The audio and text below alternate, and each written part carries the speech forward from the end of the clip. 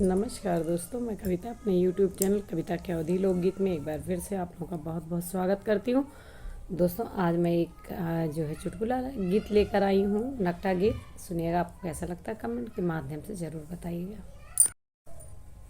कहती तुलसी जी की नारी, सजन कैसे आया ससुरारी। कहती तुलसी जी की नारी, सजन कैसे आया ससुरारी। काऊ पकड़ी सजना पार की हो गंगा, काऊ पकड़ी सजना पार की हो गंगा। काऊ धरी चढ़ लाया टारी, सजन कैसे आया ससुरा। काऊ धरी चढ़ लो अटारी, सजन कैसे आया ससुराल। मुर्दा पकड़ी सजनी पार की हो गंगा, मुर्दा पकड़ी सजनी पार की हो गंगा। सांप धरी चढ़ लो अटारी, सजनी ऐसे आयो ससुरा।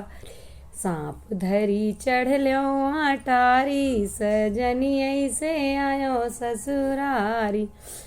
जितनी प्रीति प्रभु हमसे लगाया, जितनी प्रीति प्रभु हमसे, रत्नावली कह रही हैं, जितनी प्रीति तुलसी हमसे लगाया, इतनी जो प्रभु श्री राम से लगऊ त्या, इतनी ने भगवान से लगऊ त्या।